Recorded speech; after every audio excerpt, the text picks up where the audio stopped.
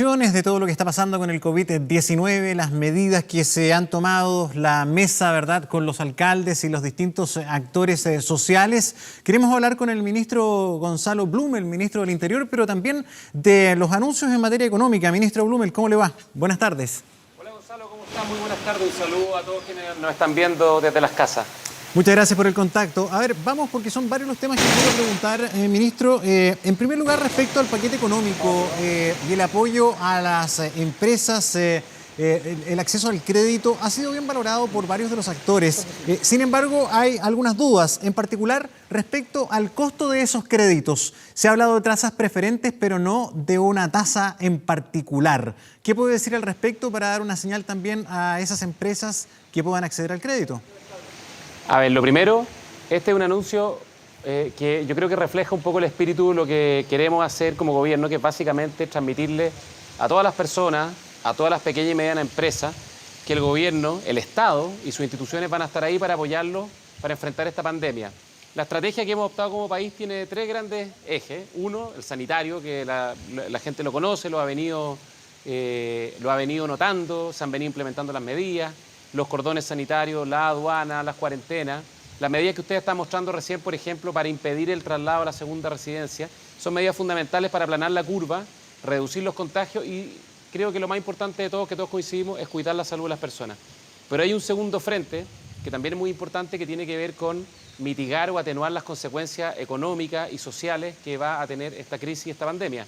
Aquí vamos a tener un efecto muy importante en los puestos de trabajo, en los ingresos de las personas, y también en la operación o funcionamiento de sobre todo las pequeñas y medianas empresas, que se han visto muy afectadas por todas las medidas que hemos tenido que adoptar para cuidar y proteger la salud de la población. Y lo que nosotros hemos dicho, hemos planteado, vamos a ir desarrollando todos los instrumentos que sean necesarios para apoyar a los trabajadores, para apoyar a las familias, para apoyar a las pequeñas y medianas empresas, para que puedan transitar de la mejor forma por esta crisis del coronavirus. Y el paquete anunciado por el presidente hoy día, que es muy importante, son 5.000 millones de dólares, tiene dos grandes componentes. Un primer gran componente son 2.000 millones de dólares para apoyar sobre todo a los trabajadores informales y que pertenecen a los sectores más vulnerables. Esto es bien importante porque quizás las cifras a veces suenan un poco frías, pero el monto de este fondo para trabajadores informales equivale a más de 10 veces lo que fue el bono COVID que se aprobó en el Congreso la semana pasada. Es decir, con esto nosotros estamos de alguna manera haciendo un fondo de ahorro para apoyar especialmente a los sectores, a las familias, a los trabajadores más vulnerables, todas las veces que sea necesario. Sí, perdón, para ir punto por punto y vayamos pimponeando un poquito para entender bien todos estos elementos que son bien sensibles. Vamos por el tema de los trabajadores a los cuales usted hace referencia, porque no se imagina la cantidad de preguntas que nos llega del mundo de las boletas de honorarios, de la gente que es independiente, que entiende que hay un fondo de 2.000 millones, pero no sabe todavía cómo eso se va a materializar.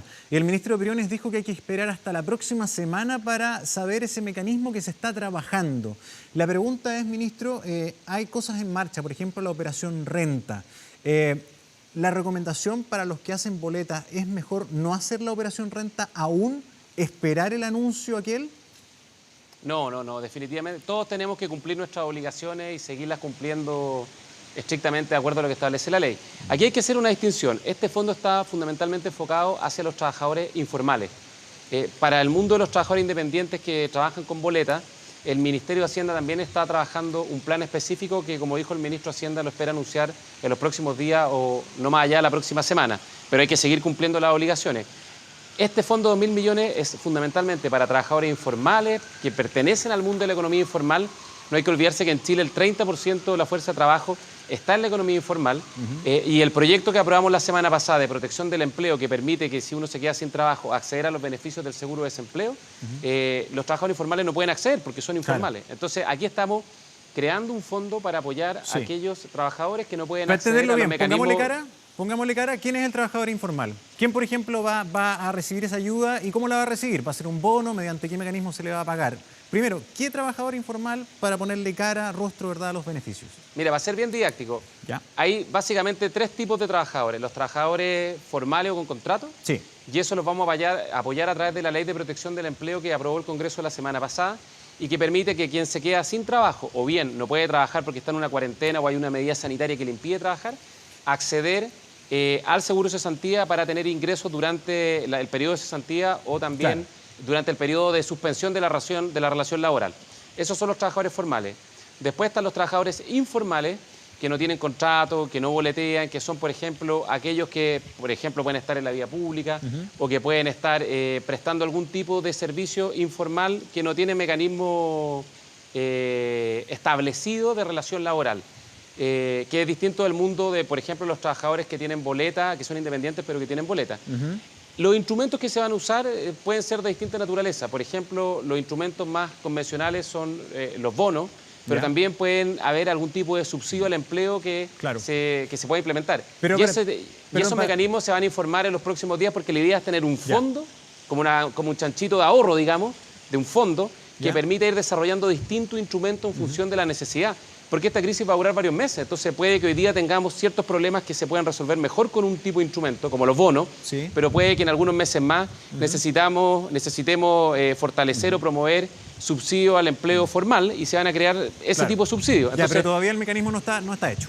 Los mecanismos se van a ir, en el fondo lo que vamos a hacer es que el instrumento va a tener distintas alternativas que se van a ir implementando según la necesidad. Y lo fundamental es que los vamos a apoyar a esos trabajadores todas las veces que sea necesario. Ahora, para que se haga una idea de ese trabajador informal, por ejemplo, estoy pensando en un vendedor ambulante o qué sé yo, otro tipo de trabajo que esté en esa categoría. ¿A él le va a llegar una bonificación? Un ejemplo, una opción, claro, una opción puede ser como los bonos. El bono COVID, que se aprobó la semana pasada, es un bono que le llega a casi 3 millones de personas, que son los más vulnerables de nuestro país, y que son 50.000 pesos por carga familiar. Y en promedio, en cada grupo familiar hay entre 2 y 3 cargas, o sea, puede ser 100.000 pesos, 150.000 pesos. Esa puede ser una opción que la repliquemos en las próximas semanas o en los próximos meses. Pero también puede haber otro tipo de instrumentos, como estaba explicando, que pueden ser, por ejemplo, subsidios de formalización laboral, para que las personas no solamente reciban apoyo en su ingreso, sino que también puedan formalizarse laboralmente y tener todos los beneficios sociales que significa estar formalizado. Por ejemplo, acceso al seguro de desempleo, por ejemplo, acceso a protección de la salud, acceso a previsión. Por lo tanto, van a ser distintos instrumentos que se van a ir implementando en función de la necesidad, pero lo principal es que los trabajadores van a tener un apoyo permanente en función de la contingencia que vayamos enfrentando. Y mientras más se necesiten estos instrumentos, más los vamos a ir implementando. Sí, el gobierno ha hablado mucho siempre que dentro de sus principales preocupaciones está la clase media. Dentro de esa clase media hay una buena parte profesional, desde profesionales, desde servicios médicos hasta una diversa gama de personas que entregan su boleta de honorario y sienten que todavía no les llega ni siquiera una respuesta. Para darles una idea, aunque sea, más o menos por dónde debería ir el apoyo para ellos. Mira, los trabajadores independientes que tienen boleto honorario obviamente son muy importantes y nosotros también los vamos a apoyar. Y los instrumentos que se van a usar van a ser anunciados muy pronto por el ministro de Hacienda, pero van a ir fundamentalmente a apoyar también la caída de los ingresos que tienen los trabajadores con boleta, porque eso es objetivo, digamos. Uno sabe cuál es la trayectoria de ingresos que han tenido estos trabajadores en función de las boletas que han emitido. Por lo tanto, se puede estimar cuánto es la caída y a partir de eso se van a desarrollar instrumentos de apoyo.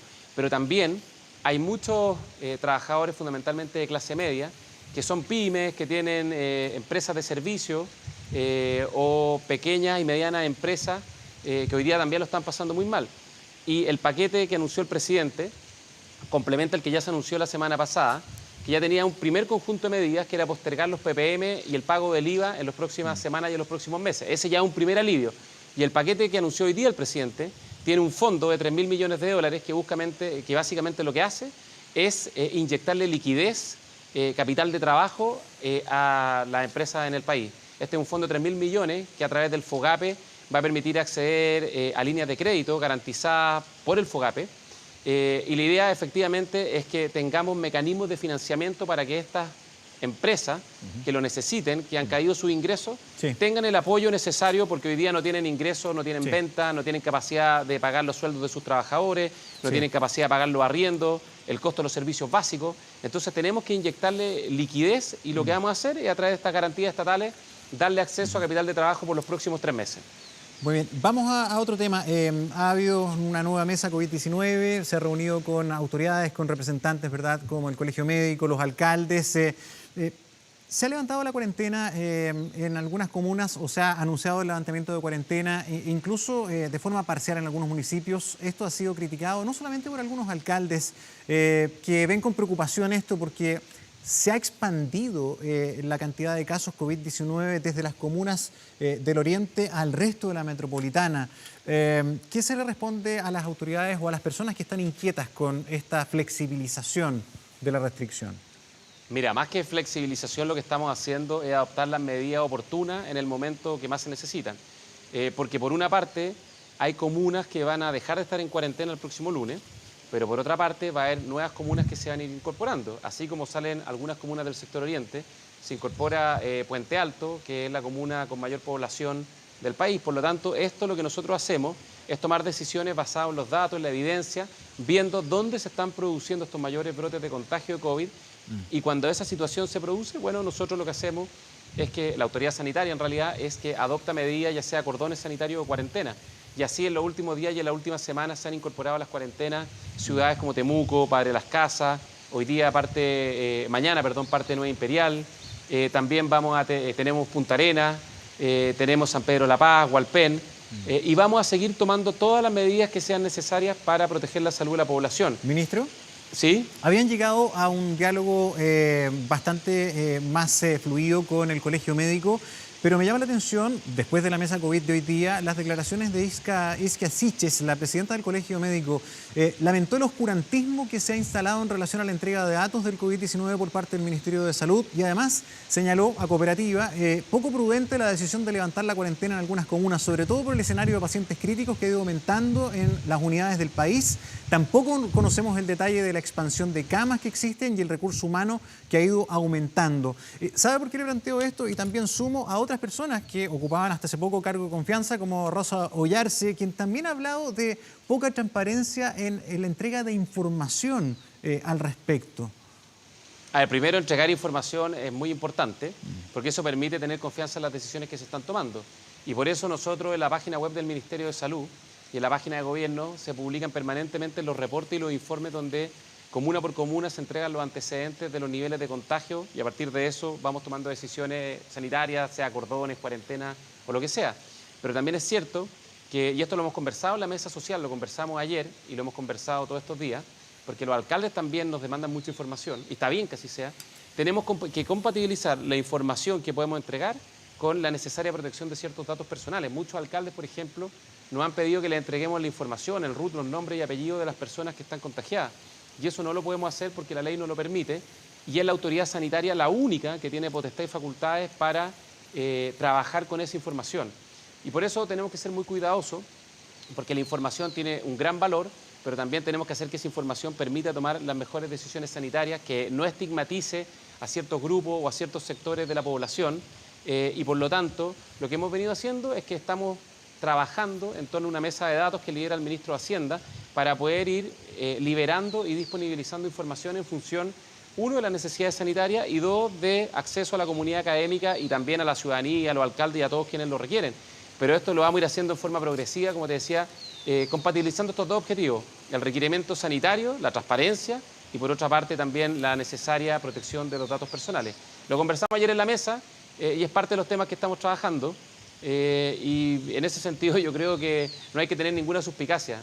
Para nosotros como gobierno es del máximo interés preservar el acceso a la información, pero que la información se use bien.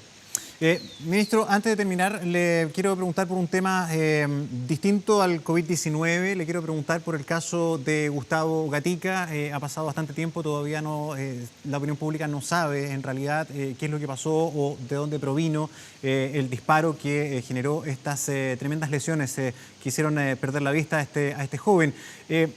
Dos cosas respecto a esto.